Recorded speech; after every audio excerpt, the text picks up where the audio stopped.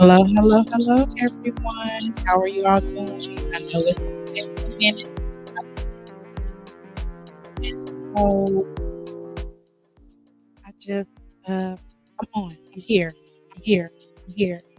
So I'm going to read something to you. And I want you to think about it. I want you to think about it. Okay? Just think about it. Have you ever felt a pull to just leave, to step into the unknown with nothing but your backpack and a gut feeling? This isn't just a travel video. It's a story about finding out what you're truly capable of when you're the only person you can rely on, and the only person you rely on is yourself. Join me as I recount the most terrifying and exhilarating leap of faith I've ever taken. There comes a point when staying comfortable feels more terrifying than taking a risk. For me, that risk was solo travel. The leap of faith. This isn't about picture perfect destinations. It's about the tears, the triumphs, and the unexpected moments of profound clarity that only come when you're truly vulnerable, far from home, and facing yourself head on. Yeah, I probably be like, Keisha, what you talking about? Because you travel all the time. So what that mean? What are you talking about? So I kind of mentioned in I want to say maybe my first two videos, but I mentioned in previous videos how it's important to travel, and I said something about how I was fearful of traveling by myself when I celebrated my 45th birthday, and of course I've been traveling for years, but that year I kept procrastinating, and I kept doing it because I was scared. Believe it or not, I was literally scared because I had made up my mind that I was going to travel somewhere by myself. And yes, I've traveled to places by myself, but I typically met up with people once I got there. So this time I was like, I'm going to take a leap of faith. I'm going to travel not only to get there by myself, but to completely be in that destination alone. And yeah, I'm not gonna lie, I was freaking out. I was freaking out so bad, like I would not settle on a location. I kept changing my mind. I never would stick to a space or a place. I just wouldn't do it. Because if I did, I had to commit to it. And society, especially when we're dealing with women, which is what I am as a woman, um, we're always talking about the dangers of traveling alone as a woman. Things can happen, being far away from home. And a woman shouldn't travel solo. A woman shouldn't be by herself. A woman should do this. A woman should do that. Not everybody feels like that, but then again, a lot of people do. But I had a desire to experience what it's like traveling solo as a woman and as a Black woman. And some people are like, what does that mean? Everybody travels different. Everybody's experiences are different based off their sex and their ethnicity and their culture. So your experiences are different. Your experiences are not going to be the same as mine. Even if it's two Black women traveling, if our cultures are different and our belief systems are different, our travel experiences are going to differ to some extent. Yes, we will still have some of the same experiences, but our perceptions and our realities and how we were raised and how we thought and what we've gone through, all those things are going to be different. So I had to fight not only my own personal fear of what it would look like to travel by myself, but also the fear that others will instill into you or me about traveling alone. And the pivotal moment for me of deciding to book the ticket, to take the leap, it was my sister Tamara. It was her recognizing that I was procrastinating. She recognized that I was moving in a spirit of fear, if you will, that I would not lock down and commit to anything because I was allowing fear to hold me back from making that ultimate step. And she had to be like, Keisha, You traveled by yourself before. This is nothing new to you. You're not new to this. You always travel to destination. Yeah, you might meet people there, but you still have to get on the plane and navigate going through customs and by yourself and getting your transportation by yourself until you get to the destination. And then she was like, basically, when I get to the destination, yes, I would do stuff with the group, but I would also do stuff solo. And then she was like, "So what difference does it make? Because you do the same thing when you have to come home. You travel back home by yourself. You go through customs by yourself." She was like, "It's really almost no different. And if you could do that, you can do this." She was the voice I needed to make me do what I said I was gonna do anyway. And my first steps into the unknown, I'd made sure I did some research. I talked to people. I always do research, but I did some extensive research. And I talked to people that had been to Dubai. And let me say this, be careful when you get advice from people that haven't been to a location 15, 20, 30 years because everything is not the same. Um, things change. And my main concern was with it being in the Middle East and a predominantly Muslim country, I wanted to be respectful in what I wore, what I did, how I presented myself. I didn't want to go there and be the police, getting in trouble, telling my parents I need y'all to put some coins on my books, get me back home. So those are things that was fearful too, because reading the news and hearing the news and stuff like that will have you not wanting to go to regions like that based off of the things you see and the things you hear and what's being reported. So when I went there, I was overwhelmed, but in a good way. I was overwhelmed in a good way, and, I was not expecting what I got. So, when I flew on, Qatar, I wanted to do Emirates, but Emirates wasn't available for me at that time when I was trying to fly, so I flew Qatar, and the best thing I could have ever did, and it was by accident really, y'all, was I chose an exit, uh, row, and that exit row, oh my gosh, y'all, I probably had like 5 feet of space in front of me between my seat and the wall. So plenty of stretching room. I could stand up right there and stretch my legs and not be in the way of anybody.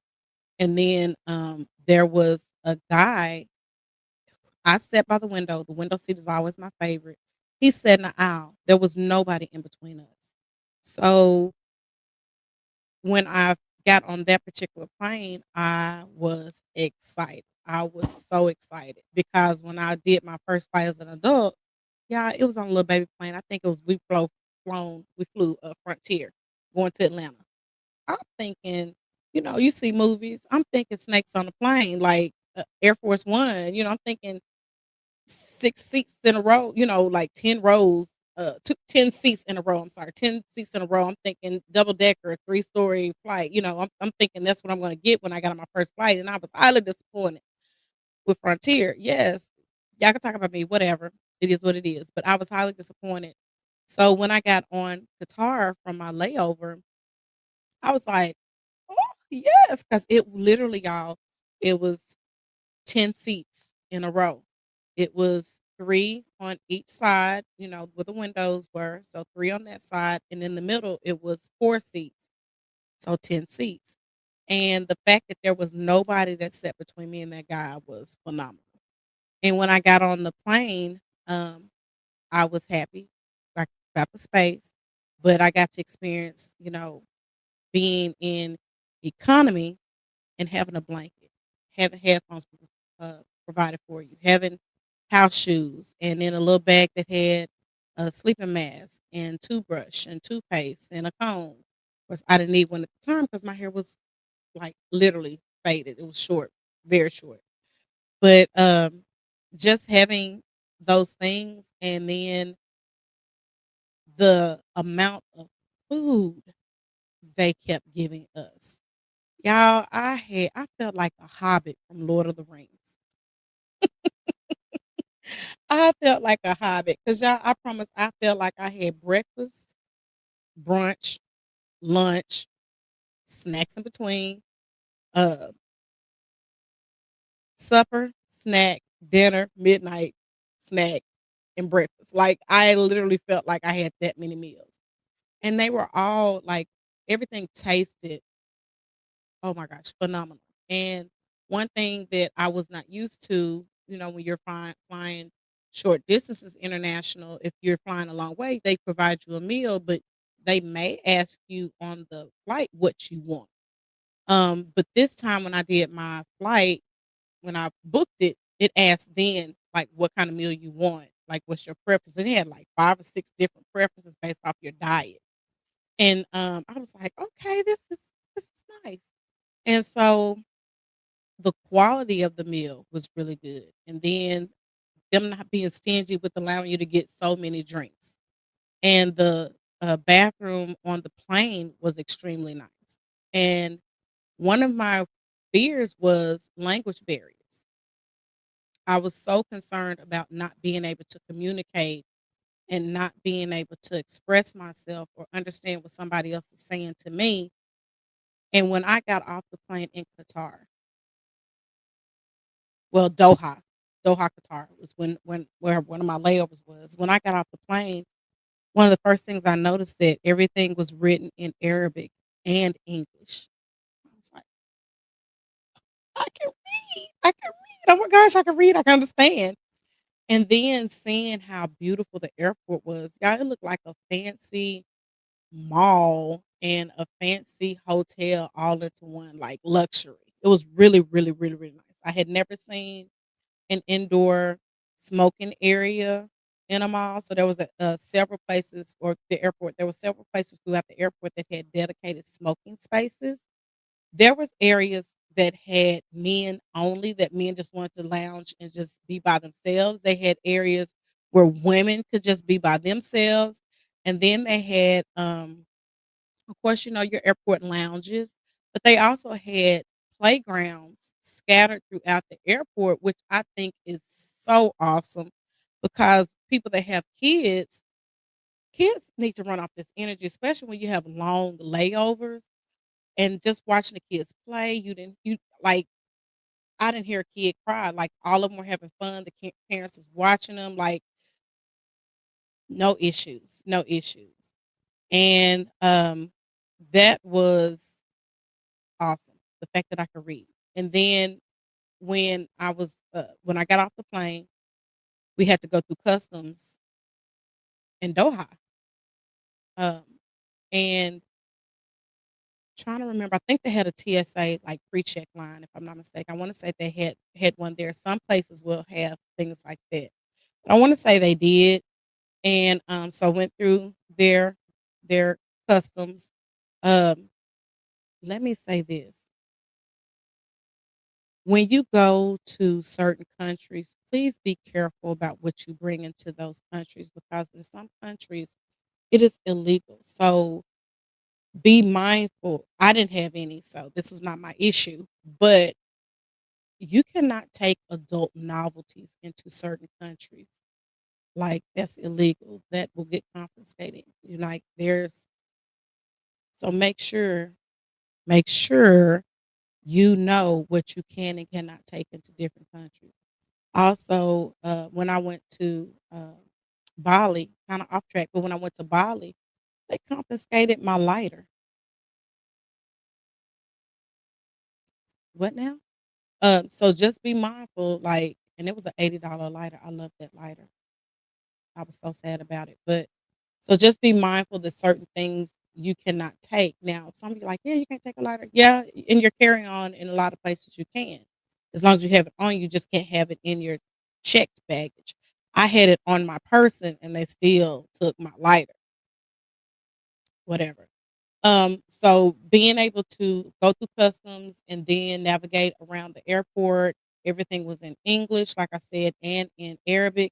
And then going to the restaurants and seeing that everything on the menu was in both where I could read it. It really hit me then how much English is a universal language and how spoiled we are. This is my opinion. How spoiled we are with the fact that we can go a lot of places and still have a lot of people in other countries understand what we say. And it made me personally ashamed that I did not take advantage of the Spanish and French classes that I took to retain it so that I can give that same respect when I'm in other countries. And that's just Keisha. Um, because I used to be like, one for English, two for Spanish. But then when you go somewhere else and it's like, wow, that same courtesy that we give here is getting into us in other places where English is not their primary language. So just looking at that, and once I made it to Dubai, and there that part of the airport that I went through was not the attractive part, but I heard there's other parts of Dubai's airport that is gorgeous and fits the city itself. But trying to navigate out of there, it was so many vendors and booths and things open, and I got there at nighttime. It was so many things that was open, and remember, Dubai is 13 hours ahead of Arkansas, being in Arkansas. And I had said in another video that I celebrate my birthday twice. That is true. When my birthday was over with, I misspoke, but when my birthday was over with in Dubai, my birthday was still going on for 13 more hours here in the US in Arkansas. But getting there, the best thing for me was the fact that I got there late at night. I did deal with delays, and I got there 6 hours later than what I was supposed to, which sucked. But being in airports that have all the places where you can relax and walk around and shop and see so many different things, it literally was not that. It wasn't that bad. Once I made it through the airport, I used Uber and Lyft is almost everywhere, y'all. It was in Bali, it was in Dubai. So I got an Uber or a Lyft. I always compare the price to see which one will give me the better deal.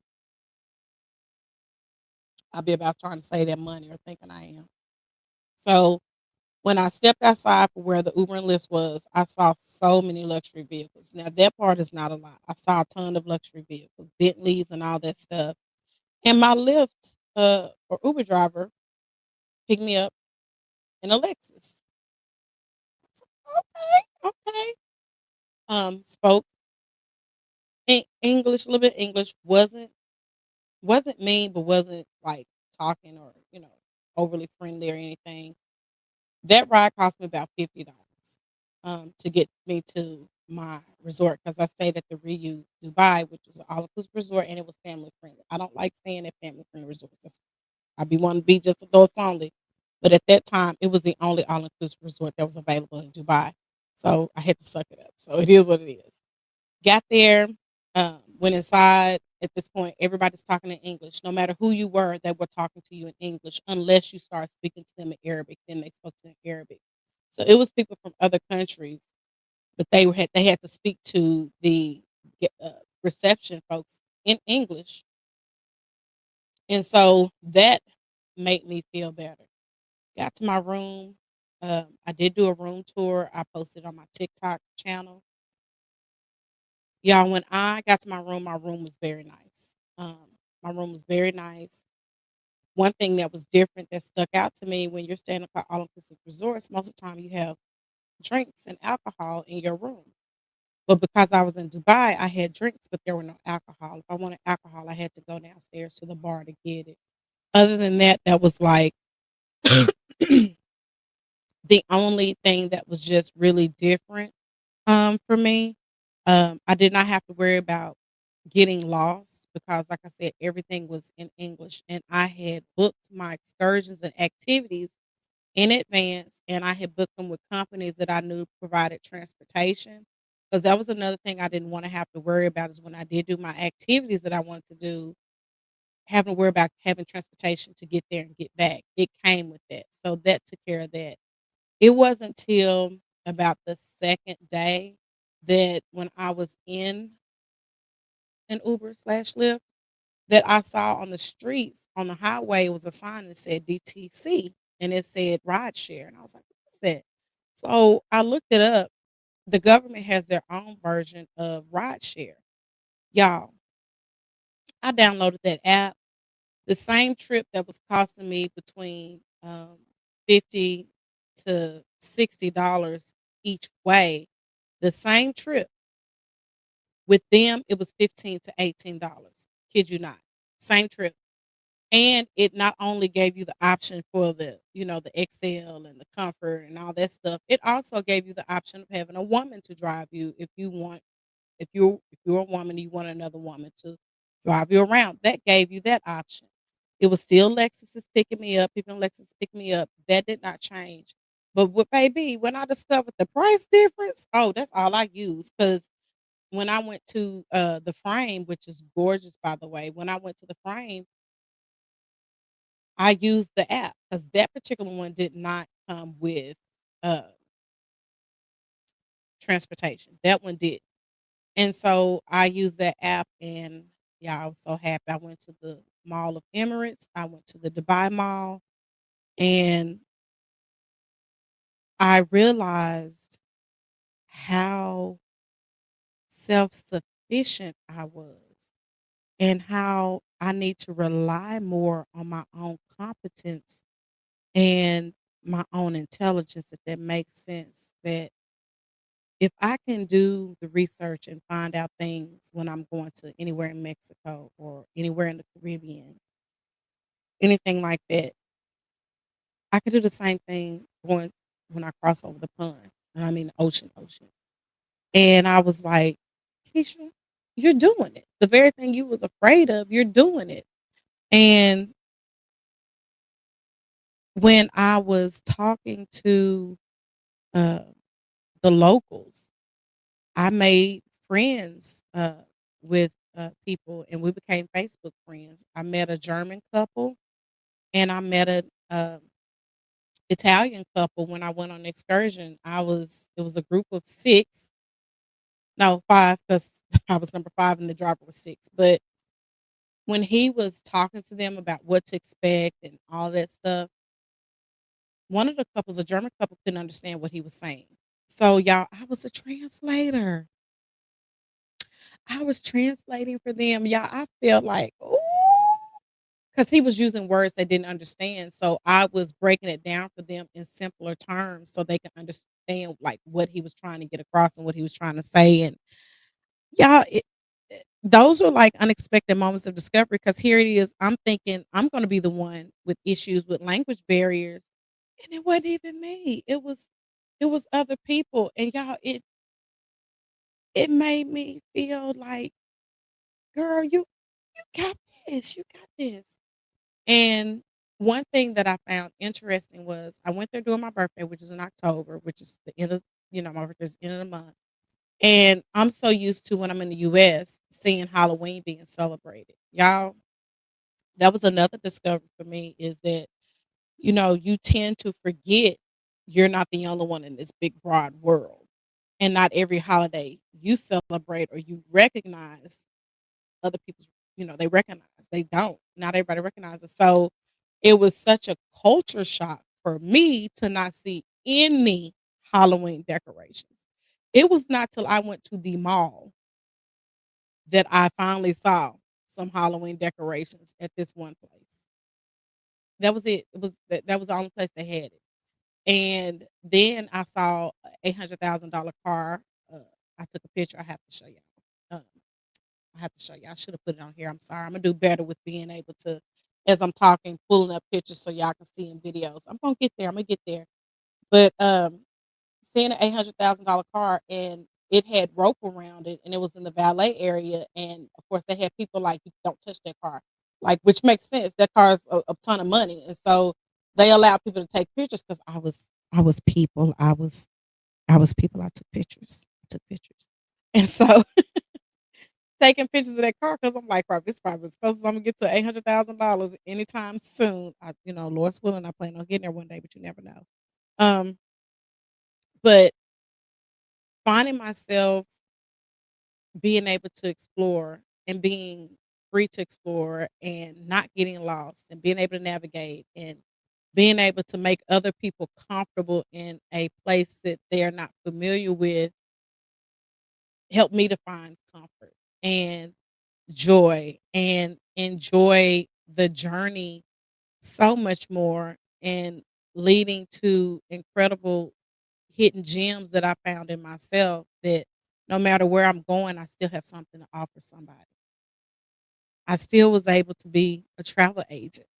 I wasn't selling them anything, but I was helping their experience by relieving them and providing them comfort and understanding, and keeping them from being confused and overwhelmed because there was a language barrier, with them, and helping them. And so by being able to overcome that fear and seeing that I could dress comfortably, because that was another thing too, is you're in a Muslim country and you're hearing all these things, and everybody dressed like we do here. Like, of course, you're supposed to be respectful, but I was seeing girls in crop tops and short shorts.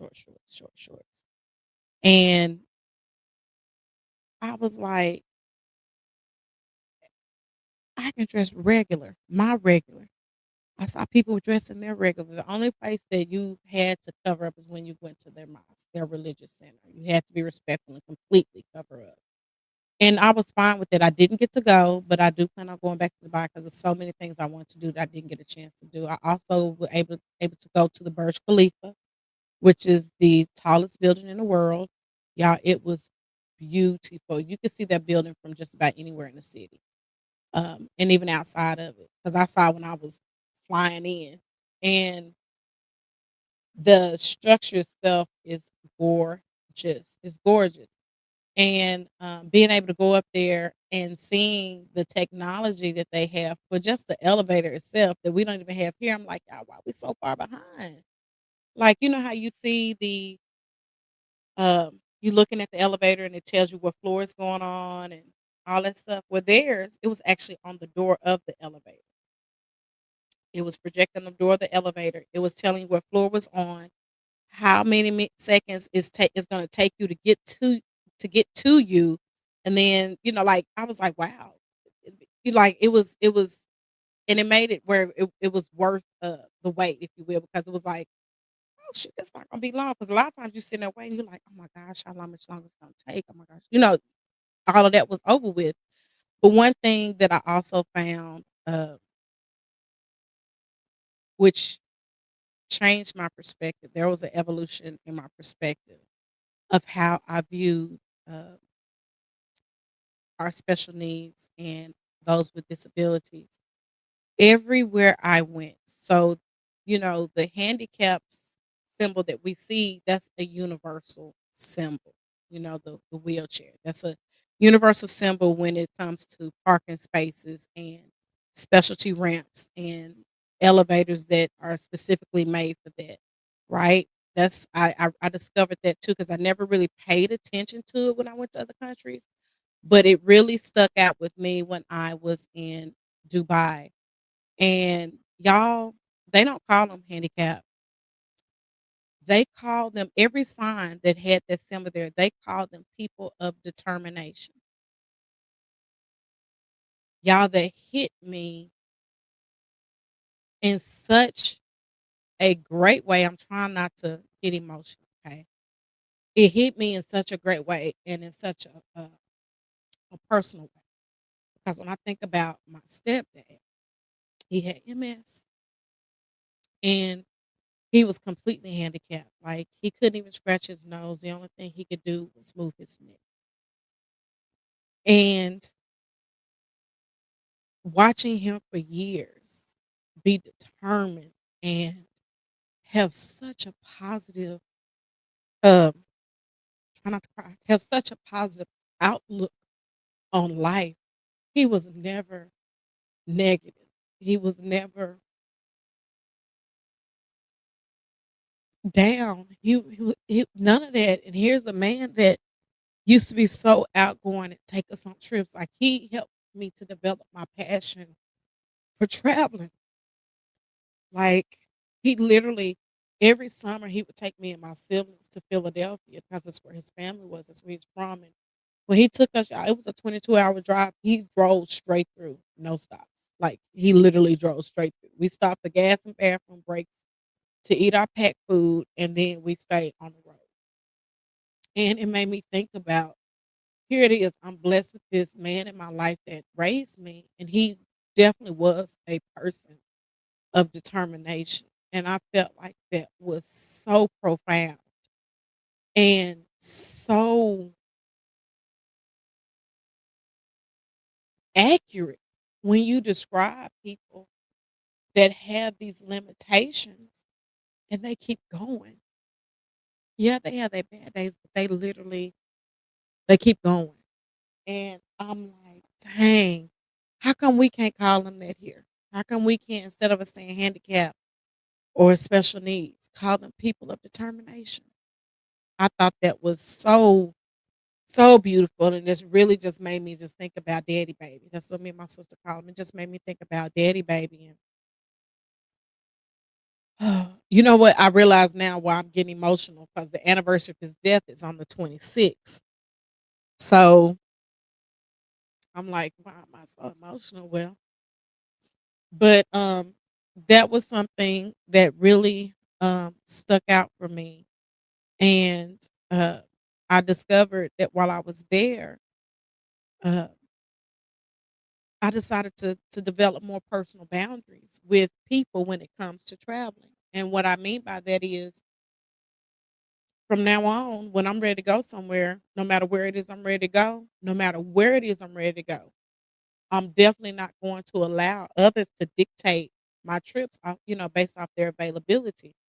I'm not going to allow myself to get into the, you know, get in my own way, regardless of where I'm going to travel.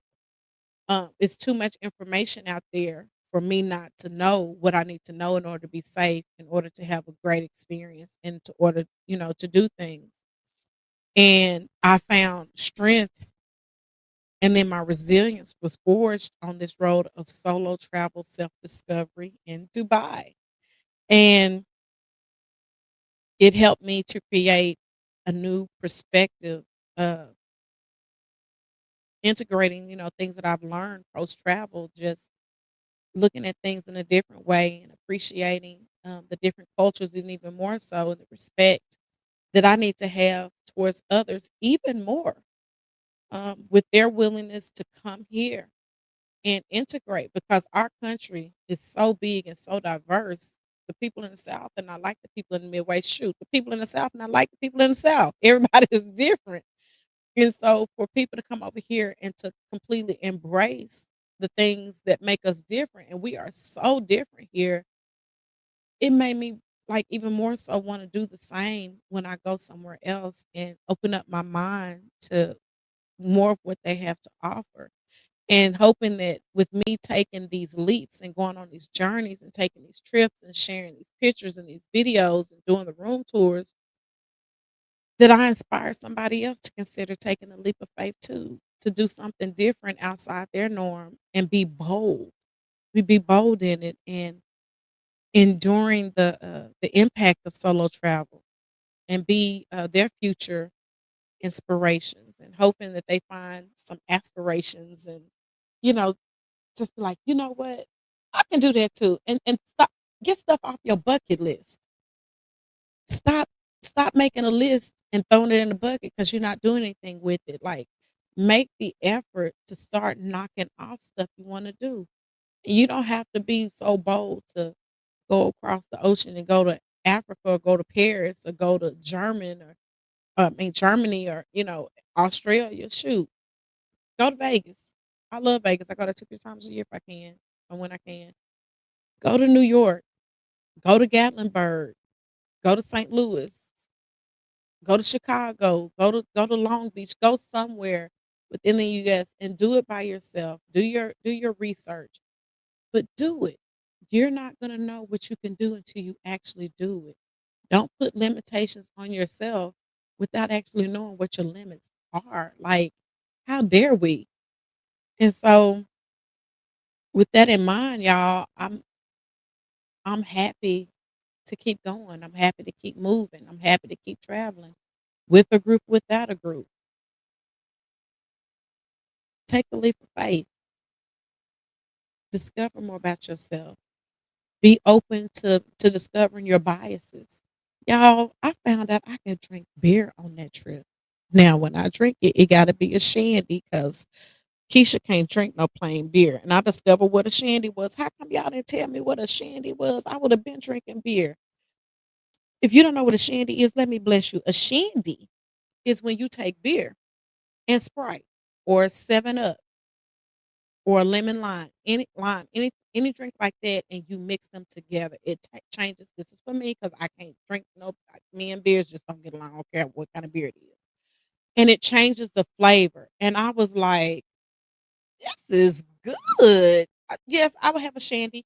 I would have a shandy.